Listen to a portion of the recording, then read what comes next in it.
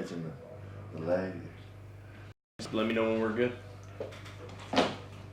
Kawa, you still there, bro? Yeah, I kind of want my... What's going on, guys? All right, sorry about the delay. We had some technical difficulties. Chad was working through it. But we are here now, episode 6, Warfighter Wednesday. We're going over a couple of the hottest topics right now. The Lpvo versus the red dot for setup on a rifle. And also going over setting up a rifle on this episode of Warfighter Wednesday.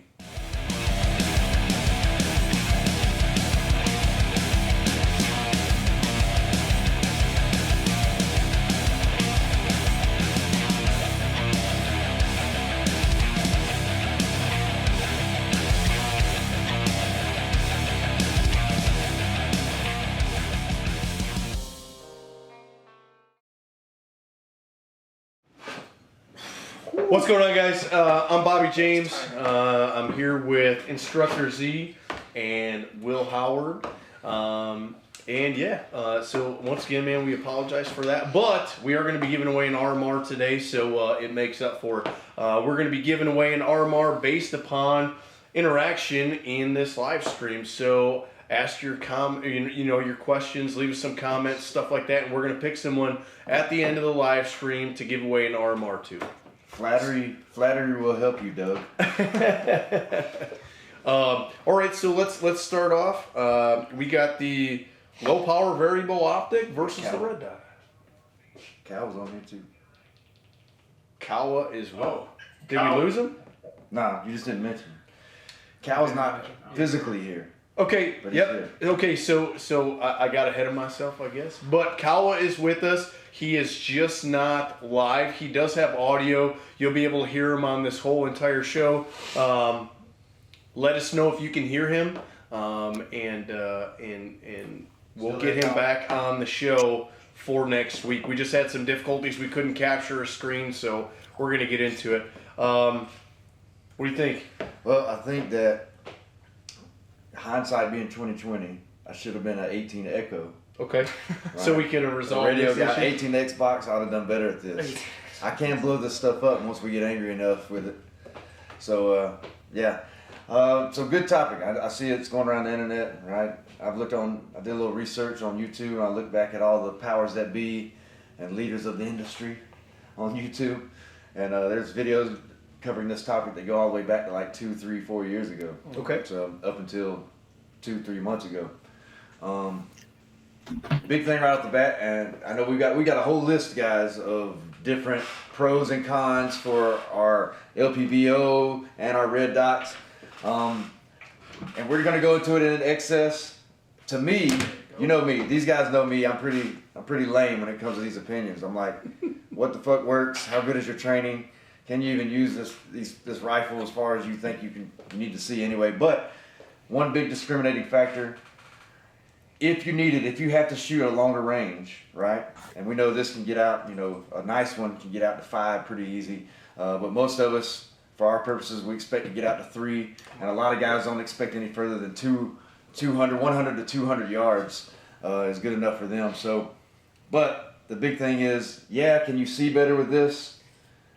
With the magnification, can you have a better acquiring of the dot and sight alignment with a regular red dot? Yeah, we can hit all those things, but target identification is just the biggest thing for me, Bobby. Target identification. Yep. So if I had to shoot at distance and it's dusk, we'll say worst case scenario, dusk, and a person that has dark colors on, could I identify if that's who I want to hit or who I don't want to hit? In the combat zone, they're designated bad guys and they're doing something. Yeah, it's a little bit easier, but for us average guys, that regular citizens that we are now, if I had an active shooter, say, in a field, and maybe I didn't know who the hell it was yet, but I'm looking and trying to find them, can I discriminate between him and, say, the other guy that's trying to stop this active killer or law enforcement or whatever and hit somebody? So target ID is a big thing right there, and that's like, bam.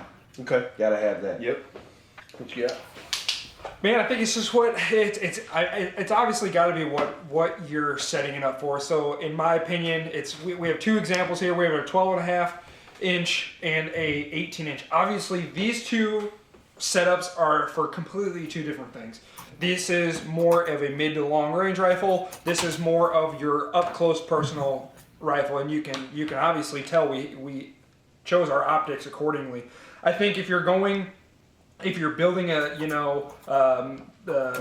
like a DMR or something like that, of course you're going to do either your powered optic. That's a no-brainer at that point. To have a happy medium, say you got a 10.5-inch shorty or something like that, there's no possible reason why you would need that. So there's obviously a right and a wrong answer in what application you're putting this on. You all obviously there's a bunch of pros and a bunch of cons of both, and we can cover on that as well. But that's my little 2 cents to intro it. Good deal. Kawa, what do you think? Did we lose Kawa? I don't know. Maybe we did. Okay. We lost Kawa. Maybe there's a lag from here to there. 18 Echo. Yeah. Where they at? Oh, shit. Okay. How about go ahead and pull them up with the phone like we were doing before. Okay. Is it worth? Hey, so Cal, we can hit some of the pros and cons. So big thing here. If you bear with us, we're gonna make it worth your while because Bobby Willie said, "Hey, we got an RMR for you guys." So we're trying to spark some interest here. We know that we got something good to offer you guys. We know that there's information that we want to put out. We know that our opinions are going to be good, right? And we're going to be objective. So we want to spark some interaction with you guys. So that RMR, it's a red dot. So a red dot's got to be better because that's what we're giving away now. But the RMR, stick with us just for a minute. We'll get to these technical difficulties. We appreciate it. Man, we're just everyday citizens trying to get this shit done. While we're figuring Coward, just going off of like what you said, just to have some discussion here, I don't think that there is necessarily a better, obviously there's not a better or worse.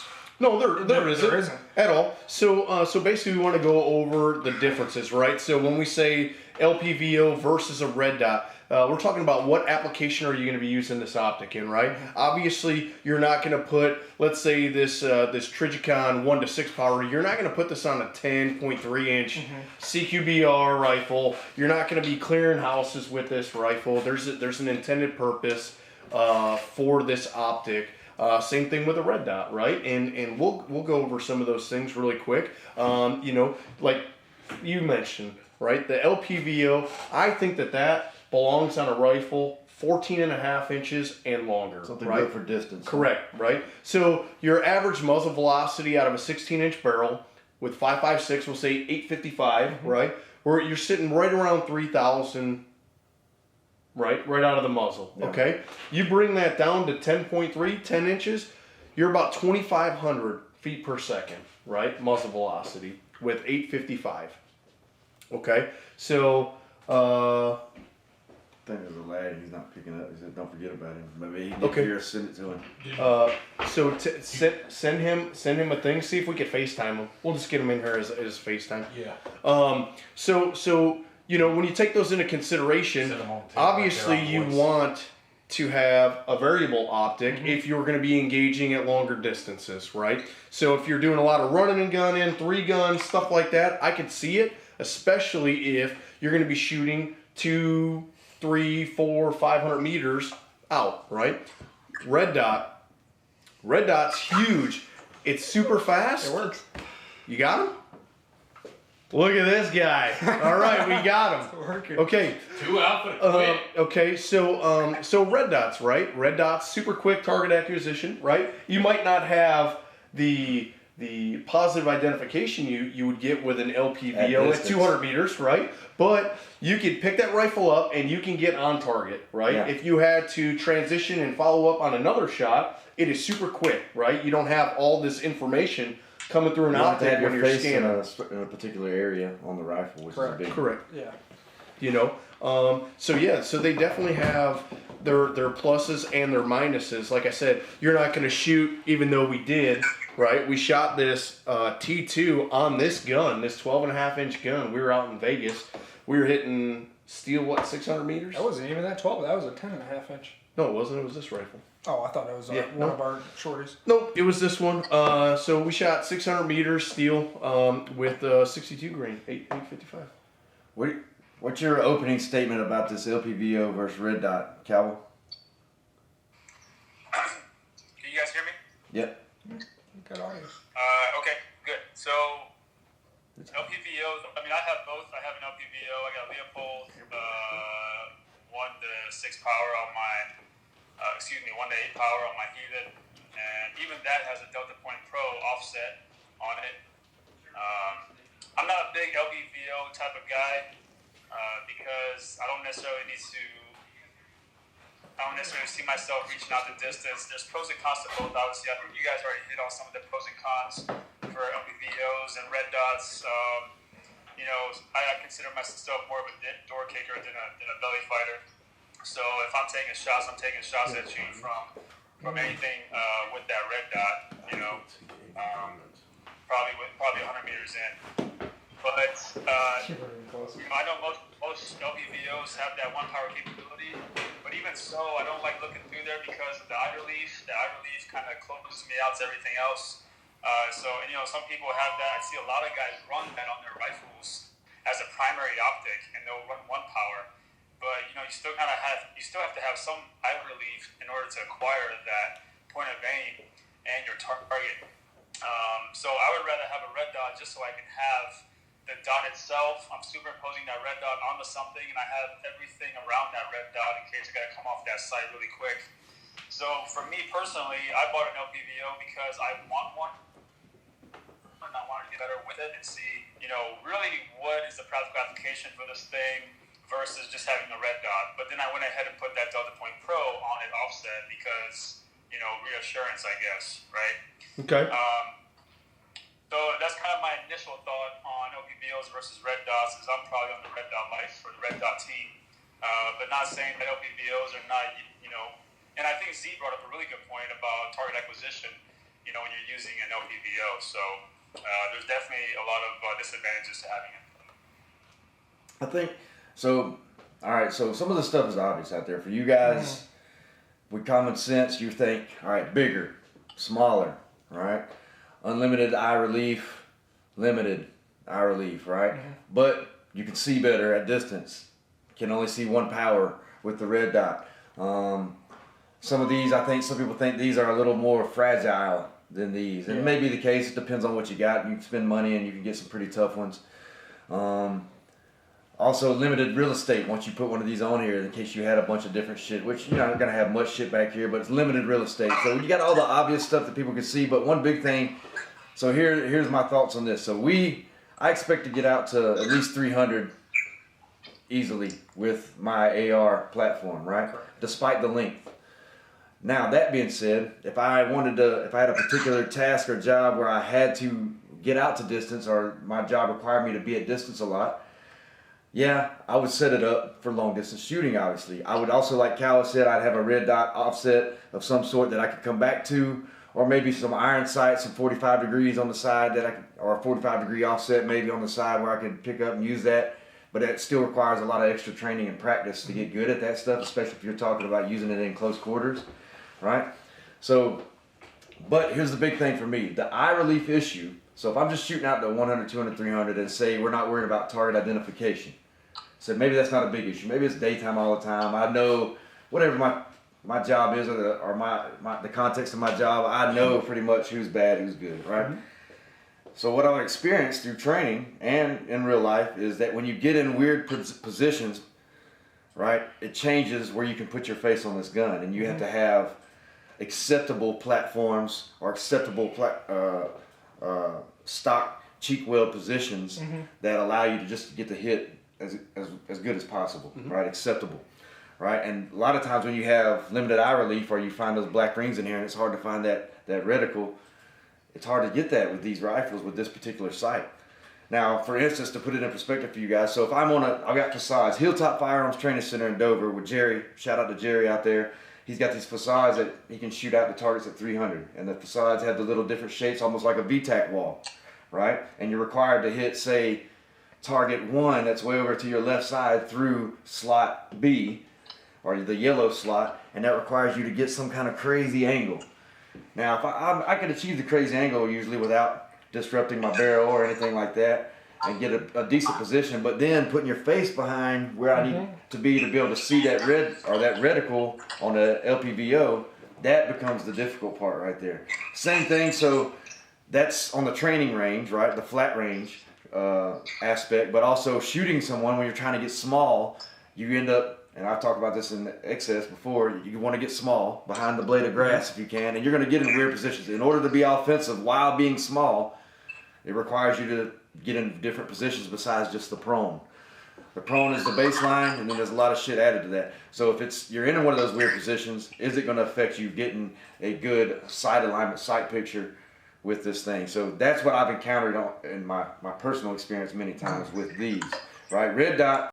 So if on the other side of that coin, a red dot, I've got unlimited eye relief. So wherever I get, if I had to hold that thing way out here, way here, or right up in it because of whatever, I could do that. And yeah, I'm not going to get a precise aim point like I would at distance, or target ID is good. But if we're supposing that I know that this is the bad guy, I'm still going to be able to put that dot on him where I want it generally, and hopefully get that hit. Yeah. You know what I mean? So that is a big problem for me. And can you train that out and get rid of that? Yeah, you can train the shit out of it, but still, that requires you going and finding what your limitations are with that thing, and it's knowing in the moment when you're put through the test or put through the ringer, where does my eye got to go for this, right?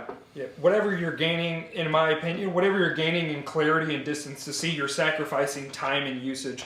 So, and like what you were saying, Z, you can obviously train into that. You know, you see dudes running these all the time, you know, running quick target stuff, something like that. But in the world of sub-second shots on a red dot, I don't think that you're gonna match that with something like this. And in most times when you're doing those transitions, you're just sitting at one power. You're not even using it for what it's intended to be used for, and you're just giving yourself, you're just sacrificing that time for, you know, however much, you know, 75 to 80% of the times that you will be shooting, because I don't feel like people just shoot at distance too much. Obviously, it depends on your scenery and stuff like that. And you see, to your point, Will, and you probably agree, you see the guys that'll be running something like this, and Kawa, you've seen it too, guys running an LPVO like this, and they're doing the regular flat range, you know, El Presidente or reload ones or transitions, and they're doing fine, right? That's because once you've got an established platform that you know you can go to every time, like just up drills. Correct. Yeah. Right, it's pretty easy because I know it's coming right to that same spot every time. Yeah, so it doesn't hold much there, but then if you start changing that movement, and plus also it's feeling. I know it just comes here. Yeah, comes here, and that's where the eye is. The closest thing I can compare it to, I would say, is like an RMR on a pistol. So every single person that I've ever met that put an RMR on a pistol, they're like, dude, they hold it out like, where the fuck, they try to find it. Where the fuck is this dot? But after you train, and I'm just now starting to get there, I can pop and get it on target, and my dot's right there every time. I have no short of doubt that someone can train into that to where they can get up on target and be good. But you also have other factors. You have this weight factor. You have this limited. There's no backups on this rifle. There's no way to put backups on this. You're taking up real estate for what? So obviously there's a huge pros and cons list of the LPVO, and it's I would just say, and this is like a DMR, so it's like a designated long range gun. You're not going to clear. If you had to, you could, but you're not going to clear build. It's not its intended purpose. Yeah, it's definitely not its intended purpose for the build. We have this nice bipod we can support on. We can get that good sight picture and stuff like that. But it's just sacrifice. It's give and take for both. It's what you want or what is more important to you. You're obviously losing magnification with a red dot, and you're losing clarity with that, but you're gaining speed. So it's just a give or take on either or. Let's talk about one of the things that people overlook a little bit. Kawa, do you have anything on that? What you guys said? Yeah. No, I mean, I think you guys said it all. You know, Okay. if I had to choose one, it's going to be red dots. I have red dots on most of my stuff. Okay. And just for obvious reasons, I like my field of view. I like for not to get tunnel vision, and that's why. And that's the bottom line for me. It's just I need to be able to see, to have situational awareness of what's going on the battlefield, and I'm not going to restrict myself with an LPVO. So that's just more of a wide range of use in general. Yeah, absolutely. What were you alluding to? Just some of the pros in the hits. We're gonna need Chad to put that up on the. Hey, so while he's getting that up, like the obvious question that comes from this is like, well, why wouldn't I do the? Look at this baby. why just do this? It hits and miss. Right? Yeah, for Lpvo, right? Okay. So some of the hits, Z's gonna get buried here for a second. So some of the pluses, man. Lpvo, right? Sharper reticle for guys with astigmatism, right? Yes. A lot of guys get lost. You know, the EOTech, they're like, man, I really can't see. It's really fuzzy, stuff like that. You get a very sharp reticle when you got an Lpvo, right? Greater target identification. We had talked about that. The magnification, flexibility, right? So when you got a red dot versus this, if you have to take that long distance shot, you really don't have that option unless you got a magnifier behind the red dot, right? And the number one thing I would say is you don't need batteries to run this, okay? Right? So if your batteries die in that red dot and you don't have backups on there, you ain't got nothing, right? What are some of the misses on this? Weight, obviously weight, size. It's big. It's a big mass on top of your rifle. You don't get as much mounting, options as you do with a red dot, Yeah, right? you kind of have to. Yeah, you kind of have to put it in this general spot. I can't have it sitting up here. I can't have it sitting way back there because you have that eye box where your face needs to be, and you can't be choked up on the gun or back off the stock. So really, and across the board, you're really only limited to about 3 or 4 slots right here. So And it's not as fast as a red dot. So your target transitions, or if you are scanning through that optic, it is very, very slow. If you guys have ever tried to scan through an ACOG, right? So it's the same thing. You're like super slow. You're taking in all this information from this optic. So the only way that you can scan quickly with this is by coming off the gun, looking, coming back to the gun, and engaging your target. Which is a skill in It is, itself. absolutely, 100%. So people are probably going to say, well, can I have the best of both worlds there? Yeah, you could, right? Yeah, you know, could. What are some? You ran this for a while, and I ran this while I was in the military. Mhm.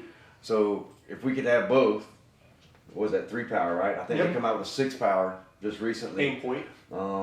So that pops off to the side, right? Doesn't lose its 0, obviously. It's pretty much you 0 1. It's 0 behind the magnification, correct? Mm-hmm. Pretty much.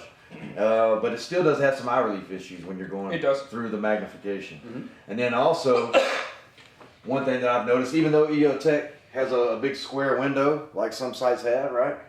You pop this off to the side and you've had to push this forward farther, so you really kind of made that window a little bit smaller. So it's not as fast as it would be because the window's not here and I can see so much information inside of it. It's further forward, so it makes it inherently smaller. Yep. Right, so it's less. You're still looking through a tube generally, Mm-hmm. right? So that's the takeaway there, and that's heavy as hell. But you can get night vision on this, Right. Right, so that'll help you out. Whereas this, you're kind of stuck with what you got. Correct. You know. Let's go over some of the hits and the misses on the red dot. Well, hang on, I want to add one more thing. Oh, okay. I'm sorry, Kawa. Go ahead. No, you're fine. I know you guys forget about me. It's all good. I'm But, sorry. You're so little. Some LPVOs do take batteries because they have an illuminated reticle, right? Correct. So I do have a loophole. that's also one downfall because if you don't have an LPVO that does take a battery at night, that thing's almost useless unless it's backlit. Yep. You know, and then if Yeah, you do have I a mean, battery, even at- you run the same issues as the red dots. So that was just my one caveat. Yeah, during the day you'll still have the reticle though. It's usually etched. But yeah, at night you're dead in the water. But every good operator has a battery in his prison wallet, so he'll have a replacement battery in his prison wallet to replace. I always need a battery when we hit the range. I'm like, hey, you got AAA's? Hey, You got keep 2 or 3 in your 2032? prison wallet. Yeah, I need to. Let's go over some of the plus and minuses on red dots. And if you guys have any questions or you got any input, absolutely put it in the comment section. Chad's checking it out right now. He's going to be relaying that stuff to us. He's moving that box all around right now. Best comment gets the A RMR. little Yeah. bit like this. Yeah, look at that. Look at that. Right on me. Cover his big. Right. So let's go over some of these, some of the pros. Right. The size and the weight. Right. This thing is tiny. Right. So you have a lot more mounting options with this. Right. You can move it forward, backwards. You could run backups on here with no issue. You could still run backups on this rifle right here because if something went down with this scope, You literally, if it wasn't working, or if Yeah, you you were in a could just situation, rip you it just off. fucking take it Yeah. off, right? So you But still then you're shooting irons with your Yeah. DMR. Correct. Run So right what there. use is that? Just couldn't bring it up. Yeah. correct, but you know, so size and the weight, right? You can't beat it, right? What else do we got here? Besides that, How about being able to the transition? Yeah, transition, being able to adjust in brighter. Well, I was gonna say, do you have like on the red dots these days, especially on these Type 2 RMRs and some of these other red dots that we put on our pistols, they have auto off after a few hours. They have auto dimmer, auto brightness. There's a lot of features that they have. Which I don't like automated that necessarily, because when you that go flashlight. LPVOs don't have. Okay. Yeah, Yeah. just be careful. One caveat to that is that auto dimness, if it's not able to turn off, so much is automatic, then when you go flashlight ops at night, you have problems there finding that dot. So just caveat to that.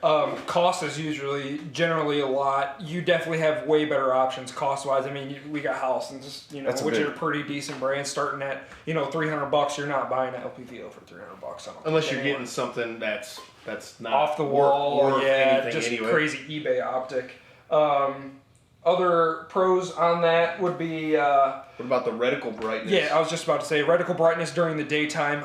If it's super sunny outside, you can really crank that thing up. Obviously, lightweight, doesn't take a whole bunch of real estate on your on top of your rifle there, and you always have the option of a magnifier, so you can kind of get best of both worlds. Obviously, there is a drawback to each of those. So yeah. Okay, good deal. Let's go over some of the misses on a red dot. Obviously, battery. Yeah, no batteries, no sights. Yep. So there you go. No magnification. Even with battery, even if you have extra batteries, it's so hard on some of these sites, especially on RMR. You got to take that whole thing off. Yep. Yeah. On the Point Pro, you just got to flip that top cap. But at least on LPVOs, you just unscrew that side cap, put a new battery in, and boom, you're good. Yep. And even still, like on the T2, T1, right? If you've ever tried to take that battery cap off of there on the side, it's a pain in the ass, man. You could tell just by this one how big of a pain in the ass it is. You can see it's all marked up from putting a quarter in there, putting a flathead in there, something, just trying to get that door off there, because it generally doesn't want to come off there. It gets pretty much stuck on there.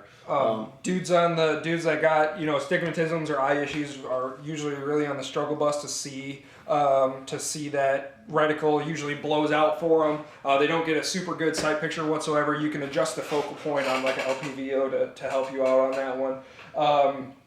Usually on a red dot, it's just a red dot. You don't get any kind of fancy reticles on there. I know EOTech has one, a drop for the 300 blackout optic.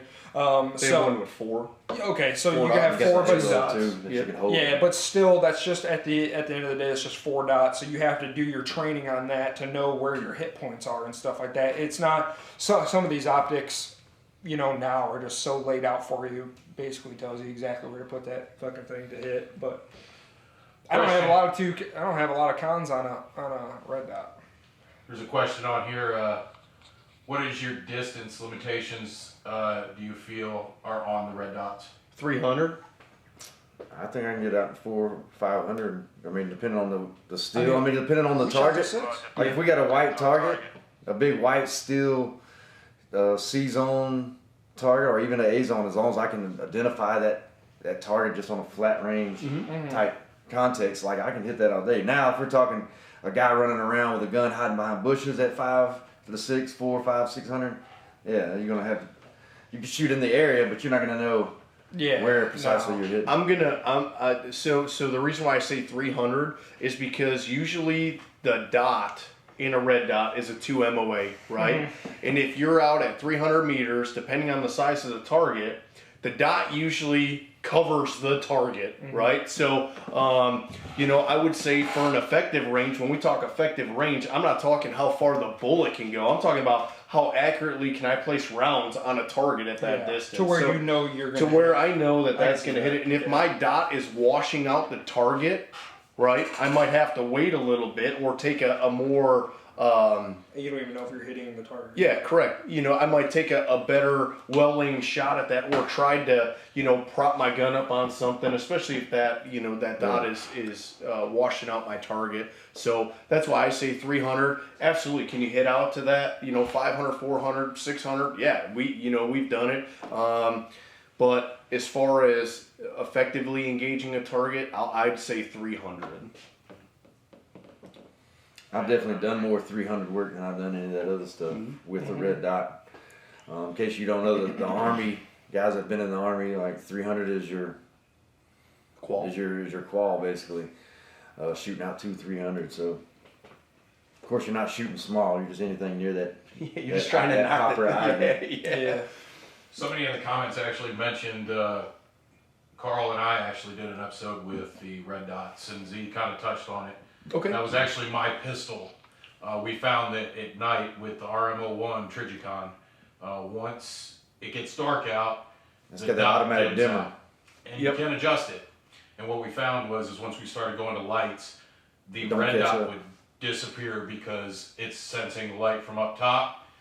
It's dim. You turn the white light on, dot's gone. So I recommend an RMO2 or higher that has the adjustable buttons. That's just something that I can kind of add. Yeah, to that's the what you figured out because you conversation. think your dot's going out. You're like, oh, where the hell is my dot? Is that the fiber optic? Or No, it's got the clear the top one one. that I had is the RMO1, and that's the one that is just battery powered. Oh, gotcha. It Okay. auto senses. At least I think get it's the one what with I got either on my fiber optics or something else, because then it's going to collect in some light. Okay. Kind of eliminates that problem, especially for a CCDW type thing. Using your white light and then the dot disappears, it's probably not a good thing. So. Yeah. No, not at all. We got anything else? I see there's a whole bunch of comments on there. Yeah. Yes. There's quite a lot of chatting going on. Let's see.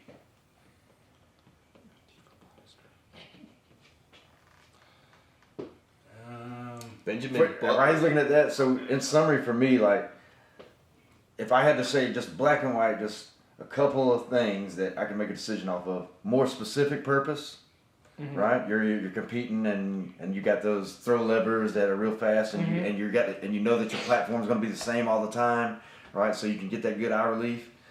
So more specific purposes, or I'm going to be long range a lot on my belly, and then also this is more diverse purposes. It's almost like an AR, right? So I can do it in a house, or I can do it long. So a red dot to me, just a regular red dot without magnification, is more diverse. It's just more diverse, specific.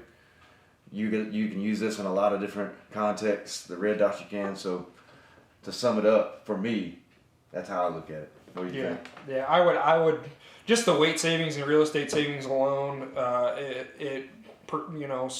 Pushes me in the direction of just the red dot. Even this, it's just a rifle. And even if we take that bipod off, this is still weighing more than this whole thing with your your night vision, your light setup, and even probably with a can. I don't know, that thing's pretty heavy. But and I know that Trigicon's got some weight to it. But taking the weight savings into a serious effect in the transition and being able to use it, I don't ever really foresee myself shooting out past 300. I mean, I don't necessarily can ever see myself in a situation where I would need to. And if I knew I was in that situation, I would just bring this. Okay. If I knew I was staying in that situation. So. What else we got on there, Chad? Ben Butler says 2 MOA dot covers 6 inches of the target at 300 meters. 4 MOA dot is 12 inches. So you figure 6 inches, 300 meters. You're about right here. So That's good math, Ben. It Proud is. of you. Yeah. Look at the big brain Do we on also doing. talk about LPVOs and like the ideal barrel length? Because I see a lot of LPVOs. We didn't touch on barrel No, length. we didn't. The only thing that we went over was I said at a minimum should be 14.5 inches. Do you want to touch on that, Kawa? I'm not gonna give my 2 cents on it, but I think that like my heathen is 14 and a half, and I decided to put an LPVO on that. I guess I could put an LPVO on something like a 12 and a half inch, but I'm also thinking about muzzle velocity out the distance, right?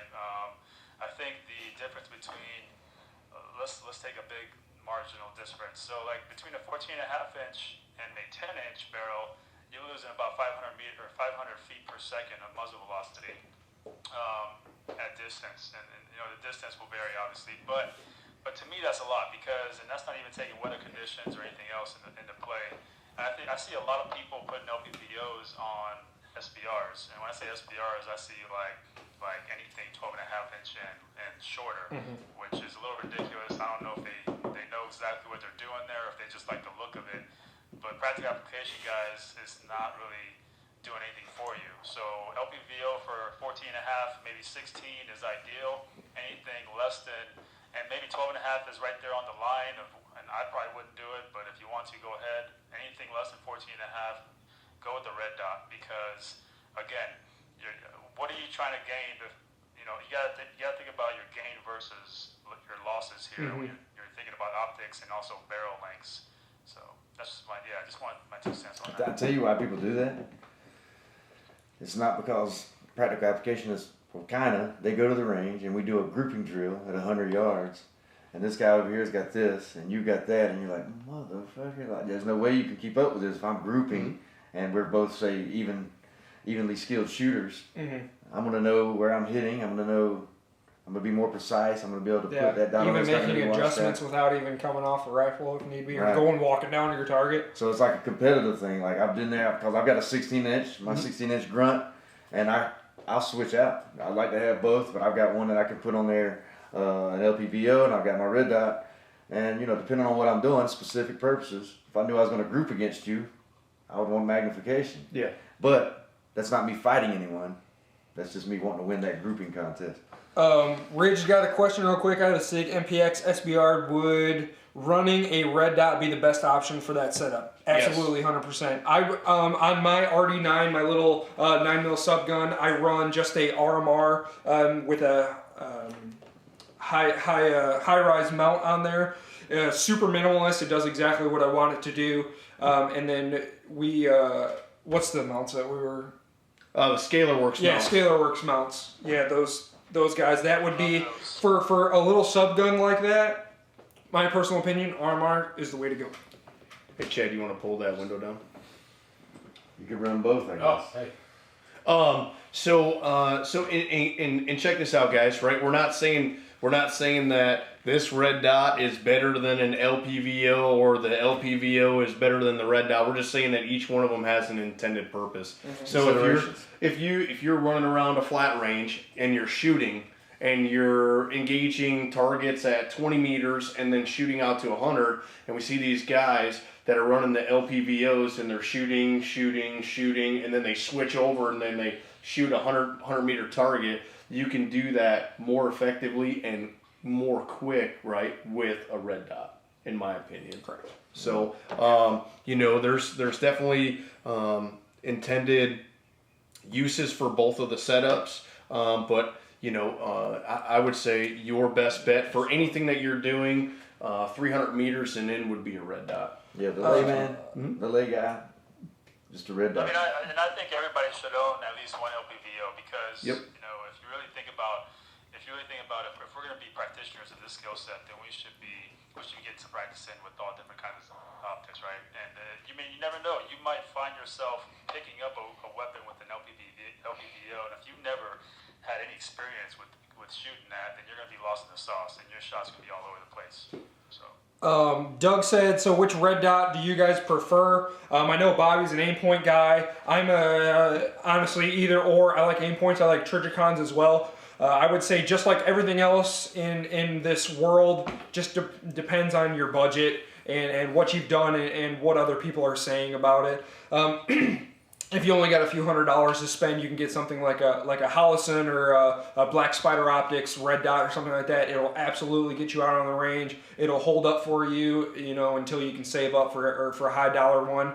In my personal opinion, you don't need to be dropping $600-700 on a red dot. I rock a MRO on my rifle as well as some other ones, some lower ends. I've used Holosuns on our AKs and on ARs. Haven't had a single issue with them yet. So I would just say get your budget together and go from there. A red dot is, in my personal opinion, a red dot is something that is so simple. It's obviously just a red dot through a peep sight. So in my opinion, one doesn't necessarily put up a cooler, nicer dot than the other ones. We just lost Kawa.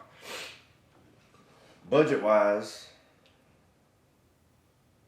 Don't go on eBay and get something called red dot optic. Go to an official source, right? Because you don't know, you can get anything from China nowadays, and they can put an aim point or EOTech. So personally, in my opinion, right, you got this thing which can go about $800 or so, kind of small, sexy aim point, right? I've used an Aim Point Pro, the first one, it's kind of bigger, still pretty light, and I'm gonna call Kawa back while we're doing this. His phone probably died. And so Yeah, if I'm gonna get, I want something budget friendly, but I want something reliable. Aim Point is what I use in the military, and I've seen those things get beat up like crazy. And EOTech I use in the military, and you can get this one, maybe not this one, the red ones, the red reticle ones, about $400 or $500. Yeah, the 5. You get a discount if 512s are going you're for a veteran $300. or whatever. And then also, I don't have mine here, but the Aim Point original, You wanna Aim Point, they call it switch to M68 in this the Army. Aim point, Chad? About $400 or $500. Other camera. See if we can get it to work. It's So there. you can get decent, reliable military toughness. I mean, in the military, when it comes to sights, it's got to be tough. You're going to be breaking it. It's going to go through a lot of people. That shit might get broke. So I've seen them really last, that EOTech and that Aim Point. So you can get up to $800 or so. So something smaller and sexier to me, if you got the money, sure, get it. But you can cut that price in half, just something a little bit bigger, but still just as good. All right. Well, we're working through those technical difficulties for sure. Look at that. I just gave a shout out to Sony there. Yeah. All right. Expect a check. Can I say something You better about start that? up on there. Yep. Go ahead. So I was just gonna say that obviously people are on different budgets, but honestly, if you guys are talking about a worthwhile optic and you want to look at it as an investment versus just something that you own, maybe you need to wait another month or 2 months and double that budget, and then you can afford a respectable red dot. Don't be in such a rush to get something. Don't feel peer pressured by social media or your friends to pick up something just because you don't have something. I would hold out for maybe another month or 2, maybe 3, if you want to, if you got that discipline, and then buy a T1. Buy something that you want, something that's going to be an investment versus just another optic that you own. Okay. So let's give them some value red dots, right? So I would say anywhere from $200 to $400. Yeah, You get Holosun, right? Holosun's a really good brand. You get the SIG optics. That's the one that's making it's coming up in the industry. I Yep. believe. The Vortex, they have some good red dots, right? For Crossfire. for the $200 to $400 Vortex, range. if you're military and you get that discount, you can get 40% off them, and it's a lifetime guarantee with Vortex. So Okay. it's hard to argue that. Let's go to some higher end ones. We'll go 500 to 800. Your EOTechs, right? EOTechs, you can get multiple different kinds. They got the 1 MOA reticle. You got the XPS. You got the EXPS, which has the controls on the side of it, so you can run a magnifier like this setup right here. They have night vision compatible ones. You got the Aim Point T1, T2, H1, H2. You got the another one for the $400 one, the Trijicon MRO, right? That's the one that you run. Now that red dot is a little bit different. It has a slight magnification to it because of the fisheye, right? It's just a tiny bit. Fisheye lens. Yep. Right on. And a blue tint too for the sun rays. Yep. So those would be our budget all the way to our top of the line red dots. Getting into the Lpvos, you got Vortex once again. You got Black Spider Optics, which is it's a company that's owned by Spikes Tactical. We've had a couple of them in our retail store. They're really good. They got good glass. Carl's got, Chad's got Primary Arms up on the screen. I don't have any personal experience with them. I know some guys shoot them online. but I don't have no personal experience. You guys got any personal experience with those guys? No, I haven't used them a lot. I've heard a lot of good things. I've seen a lot of guys use them. I mean, it's a good brand. That's out there. That's, what's it, $129.99? $129.99, and it's basically an aim-point clone. Was it 2-minute angle dot or what? I think. 2 MOA. All right. Okay. What you get to in the differences there is like submersion in water. If you could beat the hell out of it, so it depends on what you can do. So I like what Kawa said. Like, you can get one. Leopold obviously is your primary arms. Night Force, you get all kinds of Trijicon, big time. That's a Trijicon there. EOTech's got their new LPVOs. What are they? The Voodoos. Nice. Yeah, the Voodoo ones. Saw them at NRA. It's good looking stuff. You know. I like what Cal was saying, like, and I've been one of those guys that's impatient and I really want something right then, but get something reliable and save up just for that. Now, I've had buddies before that usually they, like, you know, other guys that are into the shooting and like doing this stuff, they usually have an extra sight laying around and they'll let you use it if they don't mind taking off a gun, or if it's off a gun, it's like, just use it for a while, run it, see if you like that, right? And then while you're using theirs, you can save up for the one that you want. So hopefully you got good buddies like that. Okay, so we covered red dots versus LPVOs. We gave you guys some examples, some budget-friendly ones, some top-of-the-line ones. Now let's get into rifle setup. We're going to talk about how to set your rifle up if you're going to be running some night vision. So if you're running any kind of like PVS 14s, 15s, 31s, Sentinels, anything like that, one of the things that you're going to want to do is you're going to want to get a IR laser, something like this. Steiner makes a D-ball, and then you also got the PEC 15. PEC 15 is what the military uses primarily. Yep. It's a polymer. Kawa, you got your setup there? Yeah, I have. I mean, I don't have it to show, but I can talk about it. We can see you pretty good in the phone. If you want to put. Oh, here. Oh, you don't have it to show. Gotcha. Move Kawa over. Okay. So this is what we got right here. So this is a D-ball. We don't have a PEC 15 to show you. The way that I have this set up on my rifle is I don't run a front sight. I run this leaf sight from Rail Scales. This is, man, I'll tell you what, it's awesome. This will allow me to make shots off a front sight if I had to. If I had to use my irons in case my battery went dead on my red dot or anything like that. But this is the Steiner model. I like this versus a PEC 15 because it's all metal, right? It's a metal housing. It seems to be a little bit more durable than the PEC 15s.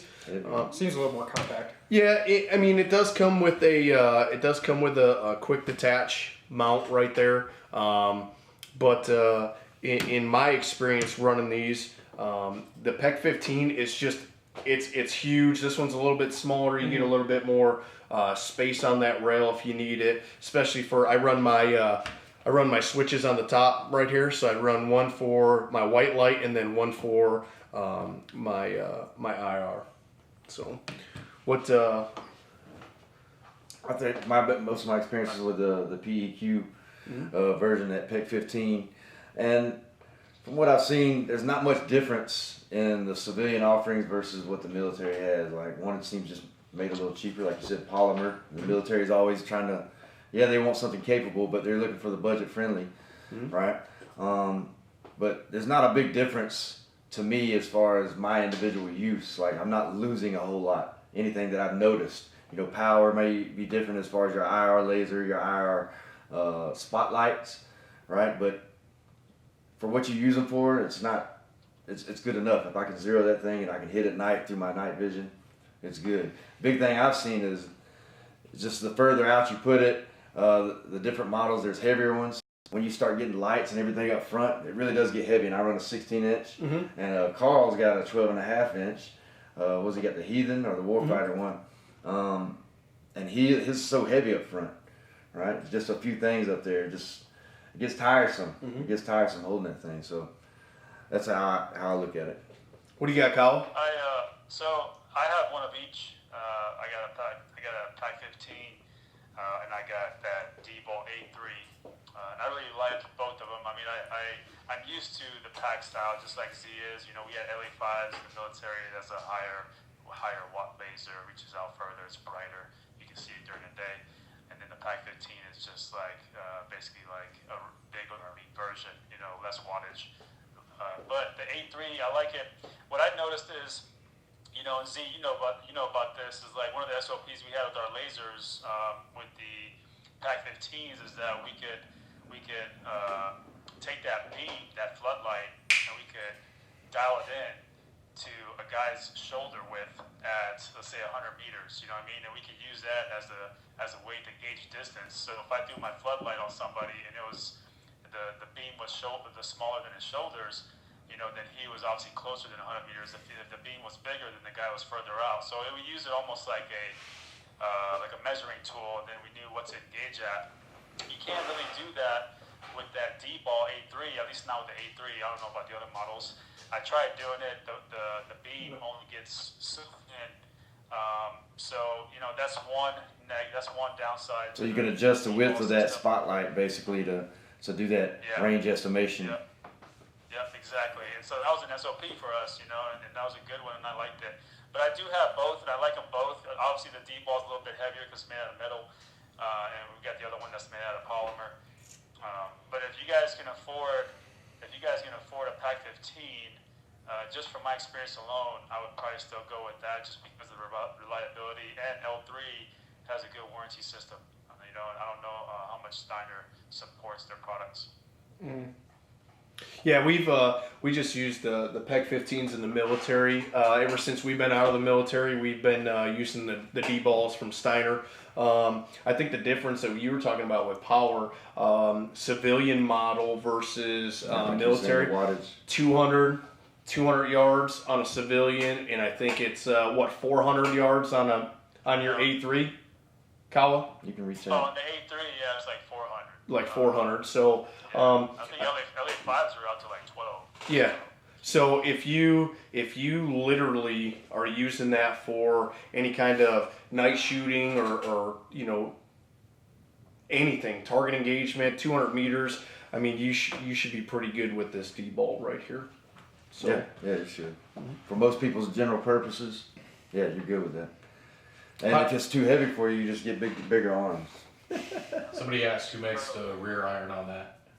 this is an Embus Pro rear sight by Magpul. All metal. Yeah, it's all metal. So for your loadout for night vision, what does it normally consist of? Nods as well. Yep. So I was a guy, I mean, we had the best at the time, right? We had the best nods. We didn't have the peripheral vision ones. What's the nomenclature again for the For bug the eyes? panos, you didn't have the panos? We didn't have those yet, and we had some things that were comparable, and we had the white phosphorus and the heat, and they were really bulky. They're big and heavy, and for sexy wise, yeah, you get a lot of sexy shit. Walking 5 clicks in the heat at night, wearing something big and heavy on your head, no matter how sexy it is not good. So I wanted something practical, something that I didn't have to see very well with, just enough for my purposes, which is identifying something, a threat, or identifying where I'm going. As far as, is this a building? Is this where I'm going to step? Is that something that sticks out in the landscape? So for a long time, and I told you this, we had the PVS 14 monocular, and they had better versions of it, right? It got better over time. I always went with one eye. I always kept my one eye, and even if I had both optical, the dual, I would flip one up and only keep one eye with night vision, and one eye, like my one eye human night vision, and my other eye through the green or white or whatever you're looking through. That was me. Some people couldn't do it because they get headaches, right? But I had done it for years before that, right? My infantry background. So to me, it was not a problem, and I liked having one eye that was accustomed to the dark at all times. And then as a breacher, Kawa was a Charlie, I was a Charlie. So I started out breaching a lot, breaching doors. Like, I didn't have to adjust nods to see anything. I would use my eye, and I didn't like to have to deal with my nods.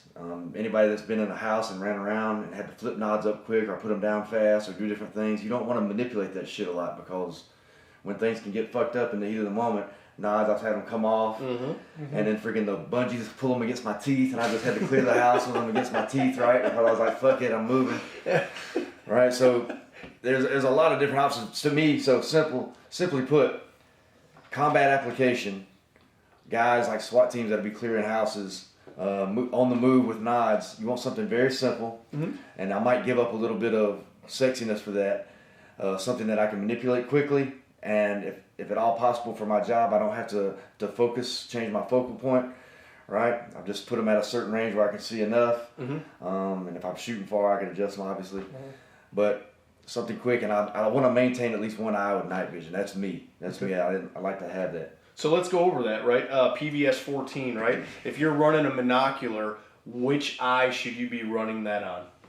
I run it on my non-dominant eye, or Correct. my non-shooting eye for some of you guys. So my shooting eye, I can still shoot if I'm in the house, right? I'm not having to adjust, right? So my left eye is my non-dominant. I cover my left eye. My right eye, my shooting eye, was always adapting to whatever the light was outside. So that's how I did it for a long time. It does. I will say, even when I didn't do it for a while, like if I put it on now and I was running it for a few nights, I'd have headaches because I'd have to get used to it. So even after many years, I would still, it's like a perishable brain function, I guess. I wouldn't say it's a skill, I don't know, but I would get the headaches from it. Yeah. I mean, maybe, I think we should go off of this. Obviously, getting into the night vision game is a major investment. Correct. In your, we say just a tool in a toolbox. That's, in my opinion, that's what it is. You have another level of competitiveness, you against, whoever you're, fighting or whatnot. But so going into the investment, what do you guys think that is it worth it? Do you guys start small? Do you guys just do the whole shebang, get something nice, buy once, cry once? Because we're talking thousands and thousands of dollars for setups. Do you, for the normal people that just wants to get in the night vision game, do you think it's good to get that real budget friendly one just to get you going? I mean, you're still talking thousands of dollars, or do you just hold off for, as long as you need and, get a super solid setup right off the rip? So in my experience with this, if you're trying to get into the night vision game, which hog hunting is huge right now, right? So a lot of guys aren't doing the night vision setup on a helmet. They're literally buying night vision and thermal scopes, right? So you can, those are pretty affordable nowadays. ATN's got them for a couple $1,000. So for that kind of investment, couple $1,000 for something like that, it'll get you into being able to shoot or hunt pigs or anything like that. If you want to get into tactical night vision, where you got a helmet, you got nods, you got lasers on everything on your look fucking cool. Yeah, it's going to cost you $4,000 or $5,000 at a minimum. Yeah, man. And that's a PVS 14. You can get. I might even take that back, because you can get a PVS 7, the old school where it was 2-into-1. You can get those for like $1,500, right? You get a D-ball for about $800, so about $2,500 you can get into the game. Yeah, but are you gonna want to upgrade a year later? No, but at least you're saying to get into it, or is it worth it? Is it worth it? It just depends. I mean, if you're a shooter and you plan on taking those kind of classes, or you want to get some real life experience shooting in low light situations and stuff like that, I guess it all depends on what your budget is. You know what I mean? And if you can make it happen, then just know that this IR laser is only going to work with nods. Correct. It's not going to show up. You can't just buy a laser and put it out there and oh man, it's broken. It's not broken. You can't see it because you don't have nods, right? You need one for everything else. Correct. Some people don't know that. Huh? If you don't have a way to see the night vision, any night vision accessory you get is just going to be nothingness to you. Any lasers, beacons, anything like that is all pointless until you actually get a set of nods. One of the most common things that you'll see with dudes with nods, right, that are not used to shooting a gun with nods, when they try to pull the weapon up to their face and they slam the optic off their nods, right? And they're like, oh man, right? So they're still trying to look through this, especially with a set of binos. They're still trying to look through that to get the sight when your laser should be doing all your work for you. Right. So if you bottom line, if you wanted to have a notable advantage against bad guy, whatever your context would be, owning the night is very key. You can use those knives. I mean, it's the benefits are vast when it comes to fighting against someone and having power to see at night. What do you think, Kawa? Okay, so a lot got talked about. I mean, the way I look at nods is if you have $3,000 laying around, you're gonna get into like the entry level of the night vision game. So not many of us have $3,000 laying around, right? So maybe it's something that you guys obviously save for, and if you're, again, you have to look at your equipment like an investment, you know? The one question that when it comes to my go-to gear, the one question I ask myself is, can I take this to war, right? Is this something I'm gonna put my life on the line with? And if the answer is yes, then if I have the budget for it, I'm gonna buy it. If I don't, I'm gonna save for it. So there's a lot of other stuff that you guys can get that'll prepare you for low light stuff. And then, obviously you can have a separate piggy bank for nods, but I think when you're ready to buy nods, guys, you're gonna need like a good $5,000. At a minimum, because you're just not buying the nods, you gotta buy the mount from Wilcox, you gotta buy the J-arm, you gotta buy the battery pack, maybe. You gotta buy, maybe you haven't even bought the helmet yet, maybe you just wanna go, Metal Gear Solid and just buy a harness for your head, I don't know, but it's just not the nods that you're paying for. You're gonna pay another $1,200, $1,500 for all the accessories that go with it, so that's serious money. And then when you do, guys, again, there's all these different, like Z said, in SF, we had all the best stuff.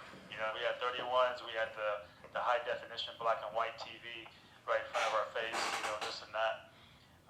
That's my, and I have a pair of nods too. I mean, I got a pair of wide angle 14s, and I got a pair of 15s, and I'm actually gonna be picking up a pair of 31s. But before I do that, I'm gonna sell one of the other nods because I'm not rolling in the dope. So I definitely want some 31s, but I gotta sell something to get there. What's the other thing we talked about? I think we said being ready for the night is definitely. I mean, we always say it. Let's train for the night, train for low light, train for no light. But there's several other things you can train in that aspect of the fight before you want to just throw your entire savings into a pair of nods. So. If you don't have acceptable capability in the daytime, focus on that first. that is like in my personal opinion, because I'm the one that's just like, man, I can't get super behind spending.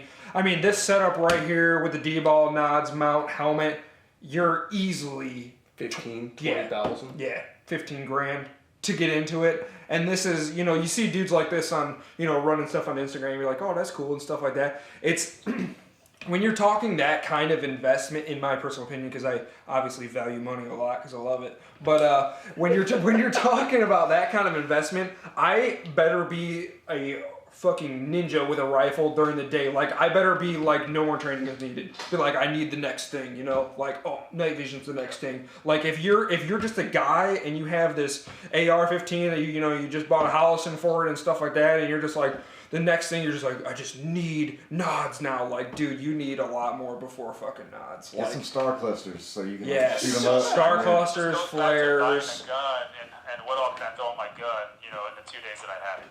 Yes. Yeah, you're talking and this is my opinion. Obviously, you can invest whatever kind of money you got. If you got it, you got it. But I'm not even at the level to where I think that I need to be purchasing nods at this point. It's just something that and Bobby's been trading gear for 7-8 years, so he's got the ability to flip flop and do this stuff. Like, that's why he has the things that he has. But even for me, even if I have it in my bank account, like I can see, being the person that I am, I could never see spending 10 grand on night vision. Willie X over here is getting into shooting. Willie X is gonna make shooting great again. He came to me today. He's like, dude, I need a plate carrier, dude. I'm like, okay, all right. He's got. I'm like, it's either I get a plate carrier or I'm rocking my ACU LBV, which I'll do both. Really? Fuck. Really, I'm balling on a budget too. You're balling on a budget, so what it is. Hey, man. Do what I need to do. they're talking about selling testicles in the chat room right Yeah, now. So, yeah. like I said, I think they're $40K a piece. Yeah. I will sell a testicle because I only have. I can't have kids anymore. So There you go. If there's anybody looking to buy a testicle, UCLA. Hey, the University of UCLA just paid $73,000 for a guy's testicles. That's There ridiculous. you go. He must be. How is it going to affect my manliness though? That's what Yeah, I'm but you can Okay, get fake yeah, ones. yeah. You can easily get fake ones put in. Yeah. They put a fake one in there, bro. Yeah, They still But I wanted to generate. There you go, dude. You start Fucking next MMA fight, dude. Get them replaced with like some rubber ones and just Yes. go in the thing and just punch yourself. Yep. Right, and dude, they will be so scared. like They'll be a- like, just like no. fucking A built-in cup, like a built-in cup. Like, Just put some fake ones. It's just freeze some of your fucking man juice. So you got it for later. Put some fake ones in. Cash out $75,000. I'm Done. slipped anyway. I don't need any more kids. All right, cool. That went sideways really fast. Let's get to the comments real quick. So nuts. Well, here, let me get past the selling of the testicles. My balls was hot. Let's see. That gets a lot of views. We Make say them, take them out of the freezer. And fucking pop Only them. problem now is every coyote hunter has a night vision scope on their rifle. Cheap, yes, but effective enough. Meaning Yep. cheap enough for bad dudes to get as well. Yeah. So harder to own the They're all- night per se. They also got But it's fucking same- IR fucking flashlights that are this big that they have to hold just to illuminate what's in front of them. So let's touch on that, right? So really quick, the night vision setups on the rifle. So you're talking about the scopes that have night vision capability built into them. That's a one-dimensional item. You're not going to take that scope off to look through it and then mount it to your rifle. You need the rifle for that to work. So, what you're saying is it's easier for the bad guys to get them. That bad dude literally would have to have that rifle to his face the entire time to use that capability. More and more sitting in one position and doing a scan with that makes more sense. But those cheap optics and stuff like that, they don't have IR floods on the front of it. And even if they did, you're not reaching out as far as you need to be hunting or doing whatever you need be, because they work in a different way. They're using solely IR to register in your optic and stuff like that. That's why you see the crazy, especially for coyote hunters, that's why you see the crazy massive spotlights that they got on the side, because they need that light to be able to illuminate for their optic to pick up anything. Other than that, for the cheaper ones, it's just nothingness. You put it in a dark room, you're not seeing anything because you're not getting any, it's not picking up the ambient light, off the stars and stuff like that. If you get something higher end, where you're spending $5,000-$6,000, yeah, it's taking ambient light off the moon or the lights or whatever. But something cheap, you're not registering it like that. You'll need some sort of secondary light source to put an IR flood on your whatever you're shooting to be able for that scope to pick up. So we're talking two different ball games here. Them old school Vietnam Starlight scopes. Yes. What else we got? Ashley D from Asset Security said, "You're not allowed to sell your testicles." Okay. That's Whatever. I'll buy you some Cracking stuff too. whips. Cracking whips over there. Yeah. That's about it. Well, if I had 3 testicles. Yeah. Okay. Ain't All there, right, that's an hour. let's give away an RMR. What do we got, Chad? Let's pick it. All right. All right. So before we give away this RMR, I want everybody that's watching to grab a pen and a paper really fast. You are going to write down this email address. You're going to send us all of your contact information so we could ship you an RMR. All right, before we do this, we're plan on doing this again sometime, right? So we're trying to generate this buzz, right? Because we got something to say. We want to reward you guys for sticking with us, listening to us. It's great on Bobby and the Tactical Edge guys to offer you this. So tune in, tell your buddies about this. This is the easiest giveaway ever, right? So tune in next time. Stay tuned in. Keep coming back. That's what we want. That's what we're trying to generate here. And once again, if you guys have been with us, I know a few guys messaged me yesterday, every episode you're like, hey man, I've tuned into every episode and I love it, they're going to keep hopping on there. If you notice, we get better and better every weekend. I mean, look at this freaking wall, right? A lot of hard work put into that. and it's just going to get better, right? We're going to start doing some gear reviews for you guys, and some weapons reviews, a whole bunch of stuff. So we appreciate you guys tuning in, and we'll see you guys next week as well. Let's give away an RMR. So we're voting How on are we the best doing this? one, huh? Yeah. Yeah. How do you guys Pick it want to do it? randomly? Will- Kawa wanted to. Will pulls out his penis and spins until he tells him to I stop. can do that. I'm out here for that one. That's solid. I don't know. We can look through the comment section, see. We can go by random or go by. You're fucking. You wish. I'm scrolling through it right now. I'm gonna give you. Kawa, you want to pick? Cause you're kind of. Kawa, you pick. I don't give a shit. Well, I'm helping. Okay. Derek Johnson. I'm so broke. If a joker tries to rob me, they'll just be practicing. That's a good one. Who Derek said Johnson. that? Derek Nice. Johnson. Oh, that's fucking funny. That's good right there. Yeah, the wall is looking down good. The comments disappear, huh? Hey. Yeah, I'm looking at comments rolling through right now. I don't know. I'm kind of nervous because I feel like I'm going to offend everybody Benjamin else. if I Butler's don't putting out pick his Xbox handle because he's welcoming all comers.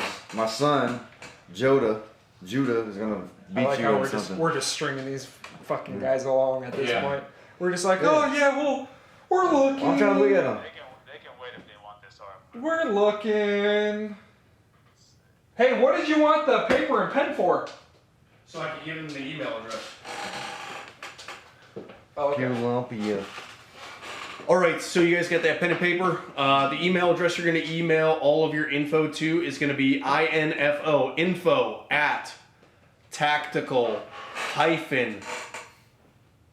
info@tactical-edgearms.com.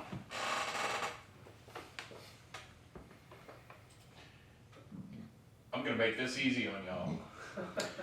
Chad's going to put it in a comment. No, we're gonna put it right on the screen for y'all. Did you pick one, I Chad? got my vote. You got yours? Text it to Bobby real I need quick. to see him faster. At Text it. Don't say it out. Text it. Don't say it out loud. Edge. Kyle's gotten a good idea. Standing by to Would you stand say by. West Tactical Edge what? info@tactical-edgearms.com. Standing by to stand by. That's pretty funny. Ask Kyle what it takes to get an alligator's mouth open. Hey, Kawa, what does it take to get an alligator's mouth open? Alright. How about that? Is that the right email address there?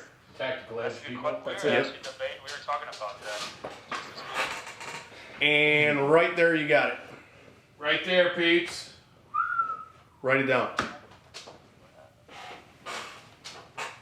Did you Look text at the us? comments. Yeah, I texted you. All right. Let's see. Oh, look at That's that. just my vote. That's just I'll agree to that one.